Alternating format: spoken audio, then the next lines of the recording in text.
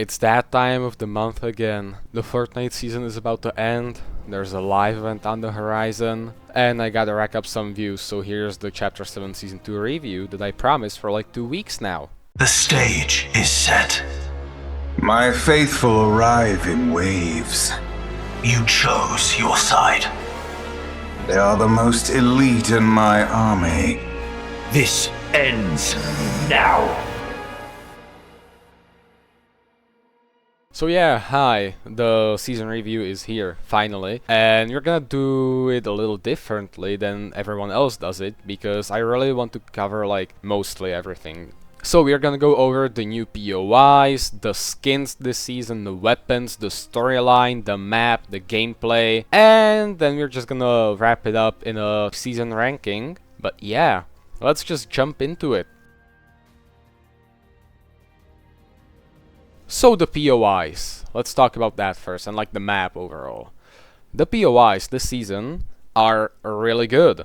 For me, the Chapter 7 Season 1 map was really fucking boring. I did not like that map at all, especially coming off of Chapter 6, which is my favorite map ever. And this season just fixed most of the issues I had with the map, which is it had a lot of really boring and like not special POIs.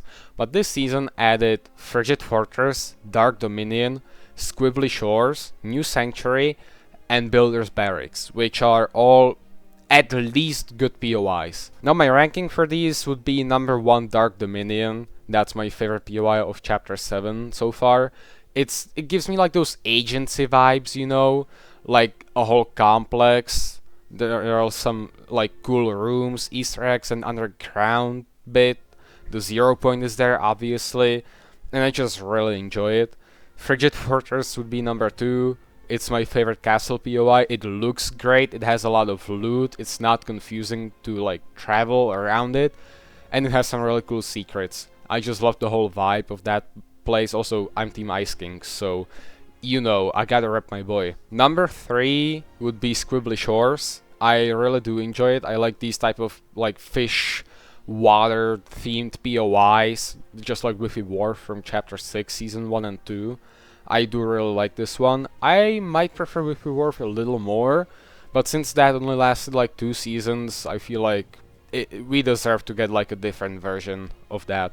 Also, this POI had the low graph shard, which they got a little annoying like later in the season with all the movement, but at the start the 0 point shards were good because we didn't have as much mobility.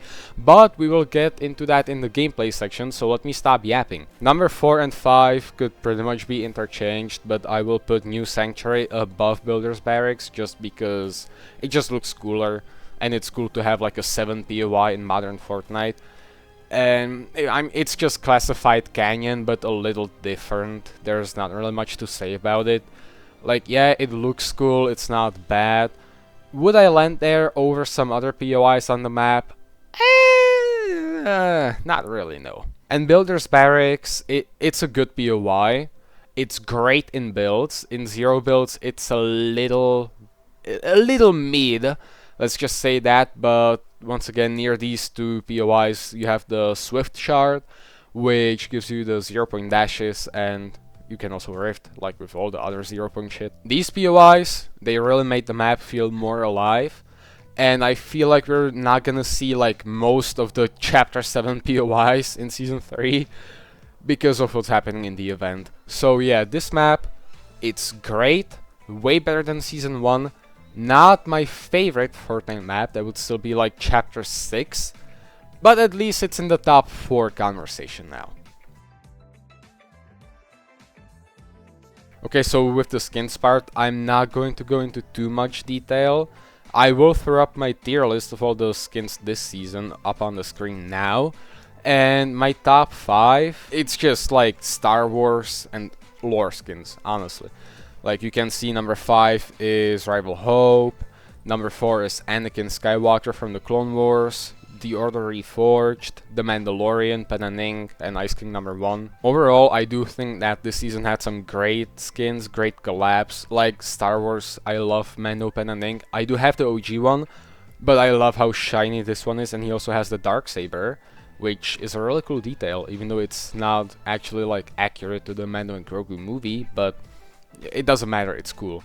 Anakin, again, great skin. I love the Clone Wars art style. It's perfectly translated into the game. Ice King, he's one of my favorite skins in the game. Honestly, great skin. They did him so well. And I cannot wait to get that white showdown style. Wink, wink. Order Reforged, again, great skin. Love like all the styles. They did a really good job with her, and I will definitely use her after this season. And Rival Hope, my favorite Hope skin. It's so good. It mixes like all the other Hope skins into one. It just works so well. And she has that 7 helmet style as well, which is really fucking cool, honestly. Some more highlights from this season are Ahsoka, Iron Man, Overwatch skins. Tunk Tunk Tunk Sahur. Listen, I get it, it's AI, but it's fucking funny, okay? The Triple T memes are really funny. What can I say, man? What can I say? The OG pass is pretty great. Squibbly, Windfrost, Dasha. This battle pass, like overall, has some really good skins. I do think Foundation could have been way better, but whatever, I guess. At least we have the OG one, you know? Say wallahi, bro. Say wallahi. Say wallahi, bro. Say wallahi, bro. Say wallahi. Now the weapons this season, they've been good and annoying as fuck. I like the Chaos Reloader. I think that's a really good shotgun. It's balanced. The revolver is really fun. The DMR is really fun. They're balanced. They're strong.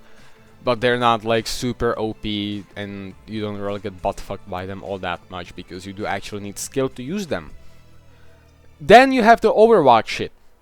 And that pissed me off so much. They're the fucking SMG pistols. More movement. Why? We do not need more movement, bro. We have the fucking zero build update, which is great. But I'm just gonna like talk about the overall gameplay here. So yeah, we had a lot of movement later in the season. I think it started with like Act 2, maybe, with the slipstreams and the Foundation thing. The 0-point charts were across the map. They still are. And yeah, it's just way too much movement, I think. Especially with the Overwatch stuff. The Mercy Staff as well, it allows you to fly. Then you have the Foundation gloves, they're also really annoying. It's just, I don't know, man. And pair the Foundation gloves with like shockwaves and the cube rifle with the low graph effect, and bro, why? I like the cube rifle, it's a unique weapon, but it gets to a point, bro. Like, I know the gameplay was perfect for Act 1, dare I say. Really fun. Act 2, you know, it wasn't the best, but it still wasn't annoying. We still had the grapple zipline thing, which is one of the most balanced items in the game. And then they just removed it for the Overwatch shit, so yeah. Not happy with the Act 3 update, gameplay-wise. But the other two acts weren't so bad. The Act 1 was perfect, Act 2 slightly worse, Act 3 just gave me diabetes. Anywho, let's talk about the rivalry system, which I think is one of the best things we've had in a while, especially with how it was like interconnected with the story and the theme itself. And I just gotta say that Team Ice King, the GOATs, they've won all 3 acts. We're currently winning the Showdown Epilogue act, and I really do hope we get that white style because it's absolutely fucking gorgeous. So yeah, all in all, fun season, really fun Act 1. I love the rivalry system. Act 2, it was good. Act 3, it got really annoying really fast. So we've talked about everything, the map, the skins, the POIs, the loot pool, but we haven't talked about the story. What about the story this season? Well, last season ended with the Dark Voyager pissing on the 0-point charts and then bringing other realities to this island. And that was a cool mini event, you know, I did like that. And this season, man, I was hoping they would fix the Foundation, but they did jack shit with him. Let's start with the 7. The Order, the Visitor, Jones and Hope are carrying the 7 factions so hard right now, bro. Like, I'm being dead ass. These 4, especially Visitor, RU, and Order, They're like the goats of the good guys right now. Foundation is the same fucking fraud he was like, what, 4 or 5 years ago at this point. He's the same character. He did not learn from his mistakes in chapter 3. We did see bits and pieces of that character development actually being there. Like him saying he's gonna turn off his comms because he misses not visitor, my bad, Origin.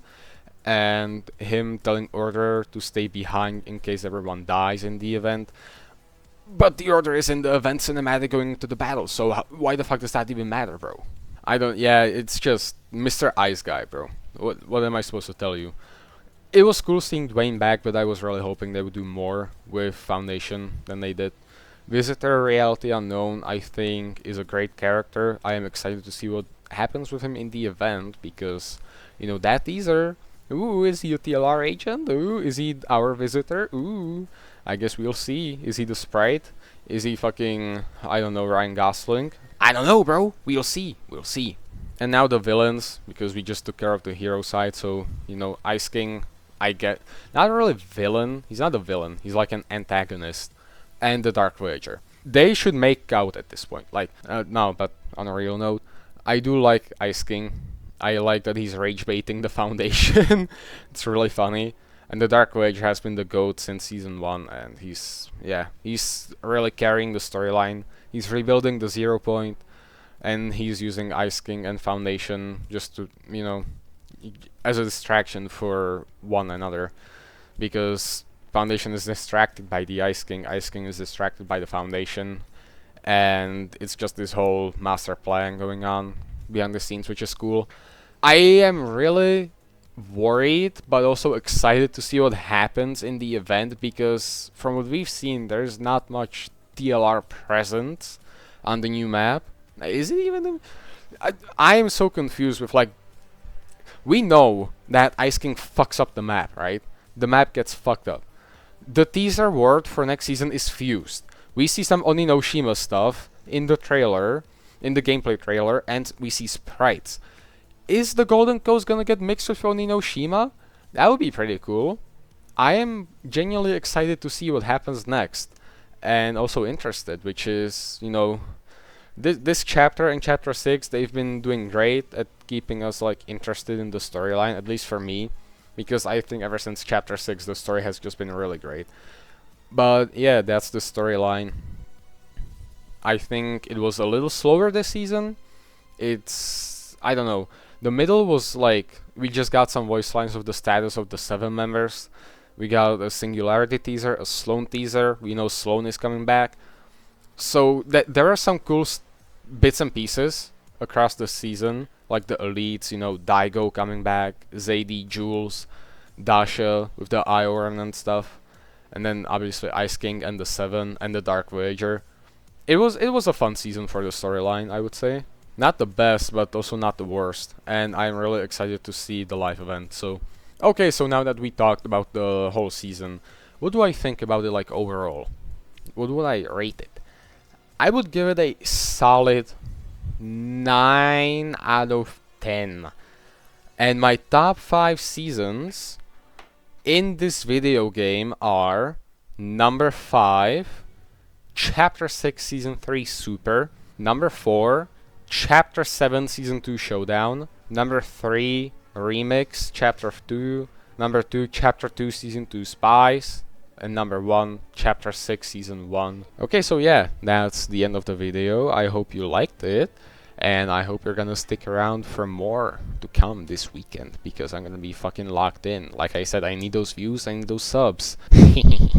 Nah, but seriously, I hope you have a great time playing the new season. I hope you're excited for the event, and I'll see you later. My faithful arrive in waves. They are the most elite in my army.